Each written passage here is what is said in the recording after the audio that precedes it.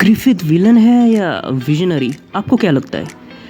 क्योंकि बरसर्क एनीमे ऐसा एनीमे है जिसमें ऐसे प्लॉट ट्विस्ट आते हैं जो आपको सोचने पे मजबूर कर देते हैं कि ग्रिफिथ विलन है या फिर विजनरी, उसने जो किया वो सही किया या फिर गलत।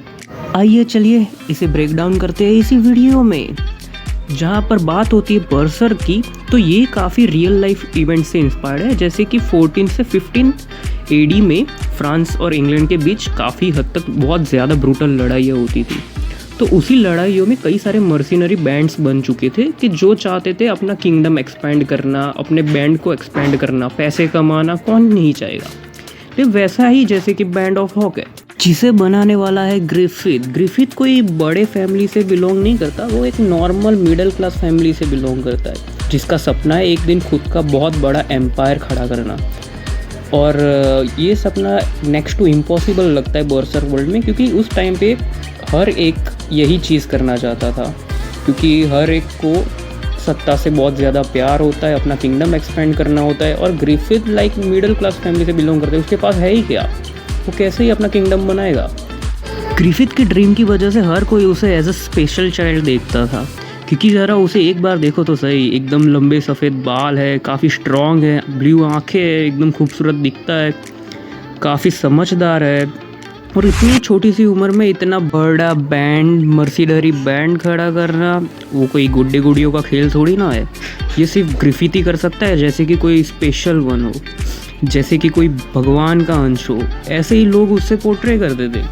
इसी वजह से ग्रिफिथ को भी कहीं ना कहीं ये लगने लगता है कि वो भी एक स्पेशल चाइल्ड है, सब लोग उसी के लिए बने हैं।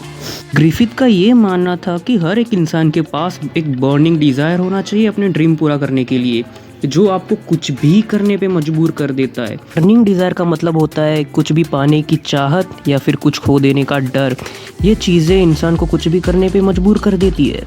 जिनका बर्निंग डिज़ायर बहुत स्ट्रॉन्ग होता है वो पूरी दुनिया जीतने का ताकत रखते हैं, जैसे कि ग्रिफिथ है। अब जब तक गट्स से उसकी मुलाकात नहीं होती है तब तक सब कुछ ठीक चल रहा होता है। जब उसे गट्स मिलता है तब उसे लगता है कि जैसे कि उसके पास एक हुक्म का इक्का लग चुका है, इससे अब वो जो चाहे वो कर सकता है, जो चाहे वो जीत सकता है। लेकिन बाजी तब पलट जाती है जब गट्स को इसकी असलियत पता चलती है कि ग्रिफिथ है कैसे सोचता है। तो गट्स जो है वो उसे छोड़ के अपना खुद का एक ड्रीम के पीछे जाता है। ग्रिफिथ भी लाइक तेरी तो तब तो गट्स का कोई रास्ता था नहीं, वो अब तक उसके ऑर्डर फॉलो करता था। अब उसने ऐसा तो क्या ड्रीम बना लिया कि अब उसे एक अलग ही रास्ते पे निकलना पड़ रहा है।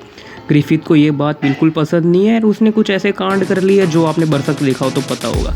और उसके बाद ही उसका वो टॉर्चर वाले सीन्स शुरू हो चुके थे, और वो टॉर्चर ने उसे फिजिकली ही नहीं बल्कि मेंटली भी तोड़ दिया था, क्योंकि उसकी इतनी ख़राब हालत कर दी थी कि ना अब वो फिर से चल फिर सकता है, ना ही वो तलवारबाजी कर सकता है, ना वो लड़ सकता है, वो सिर्फ सोच सकता है, ना बोल भी सकता है।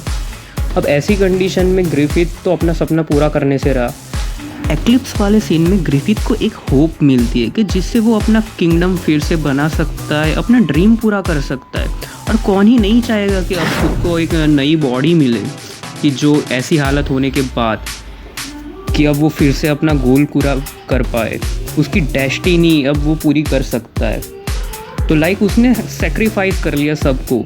हाँ, मैं भी मानता हूँ कि वो जो कैस्का के साथ किया वो उसने सही नहीं किया, लेकिन यार अब उसने ऐसा क्यों किया वो मैं अभी एक्सप्लेन नहीं करूँगा, उसे हम दूसरे वीडियो में एक्सप्लेन करेंगे, जो अब आएगा वीडियो इसके बाद। क्योंकि एक ही वीडियो में मैं नहीं कुछ समझाने वाला, मैं और एक पार्ट बनाऊँगा इसका। तब तक नए हो तो सब्सक्राइब कीजिए, लाइक कीजिए और बेल आइकन का दबाना मत भूलना। तब तक के लिए बाय बाय।